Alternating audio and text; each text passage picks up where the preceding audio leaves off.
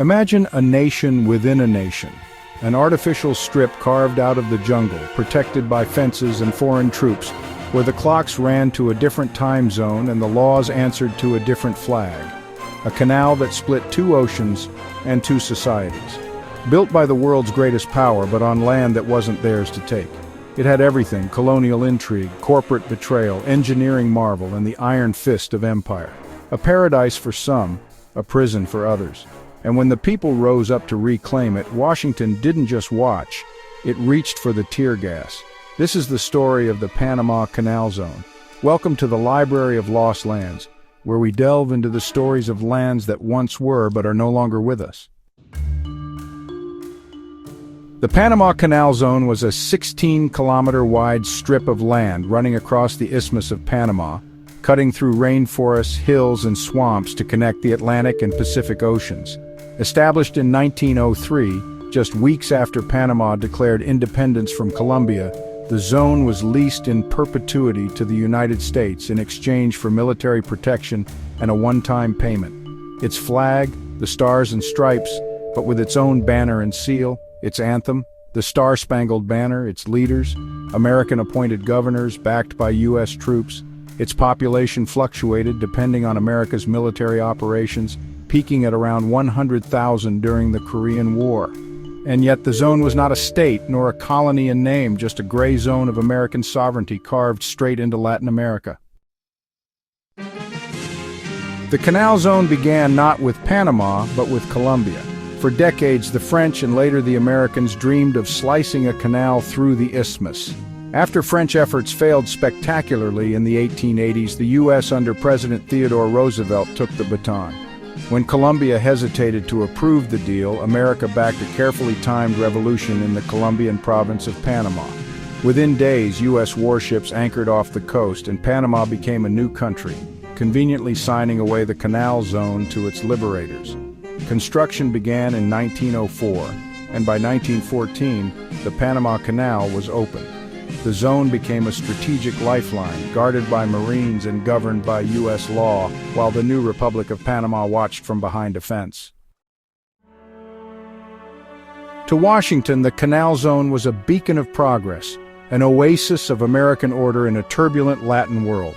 Disease was conquered, the jungle tamed, and a transit route forged that shrank the globe. And within the barbed wire borders, American life thrived. Zonians lived in elegant tropical homes with trimmed lawns, American schools, libraries, and post offices. The supermarkets stocked Campbell's soup and Cheerios. Children played baseball in neatly marked diamonds, and teenagers drove their first cars to soda fountains. There were bowling alleys, 4th of July parades, Boy Scout troops, and even high school football under Friday night lights, just as if they were in Kansas or California.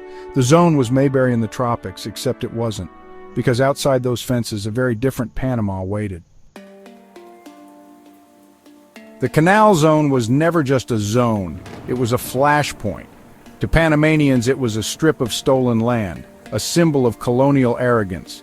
But even more damning than the barbed wire was the gold and silver roll system, a rigid racial hierarchy imposed by the U.S. administration. Americans and white Europeans were placed on the gold roll with higher wages, better housing, and exclusive access to schools, clubs, and medical facilities. Black Caribbean workers, primarily from Jamaica and Barbados, along with Panamanians and other locals, were placed on the silver roll with lesser pay, segregated amenities, and fewer rights. This wasn't just about money, it was a codified apartheid echoing the Jim Crow South. Signs on clubhouses and cafeterias marked separate entrances. Even the post office doors were divided. It bred deep resentment among the majority who labored to build and maintain the canal, only to be treated as second class or no class at all. By the 1960s, anger was boiling. Students in Panama City protested, waving Panamanian flags inside the zone. When U.S. forces opened fire, dozens died. From that day, full sovereignty became a non-negotiable demand.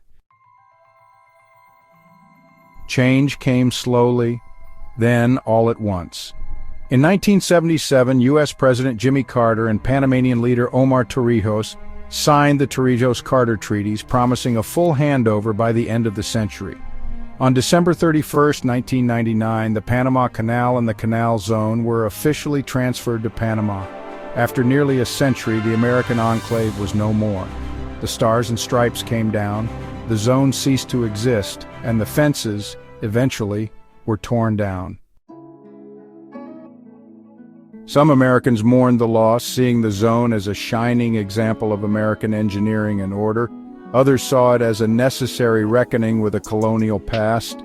For Panamanians, the scars remained of exclusion, of apartheid, of sovereignty denied, but the canal today is Panamanian-run, profitable and expanding. The zone is gone, but its infrastructure lives on. So was this a benevolent protectorate, or a racialized imperial playground, a monument to modernity, or a museum of soft tyranny? Today, you can drive through the old zone with barely a hint it ever existed. Some buildings still bear American architecture. After the mass exodus of Americans following its closure, some of the lavish homes built there were snapped up by well-off Panamanians, while other structures have simply been abandoned. A few cemeteries remain, honoring American canal workers. The former Canal Zone High School is now a Panamanian government building. Yet, in the memories of Zonians and the politics of Panama, the zone lingers, a land that felt American but never truly was.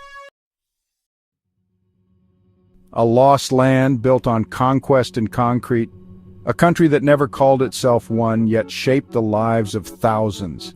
And though the fences are gone, the questions remain: what happens when empire is disguised as engineering? When sovereignty is signed away behind closed doors? This was the Panama Canal Zone, a nation within a nation now buried beneath the soil it once claimed. Let us know what you think in the comments below. And don't forget to like and subscribe to the Library of Lost Lands for more tales of entities that once were.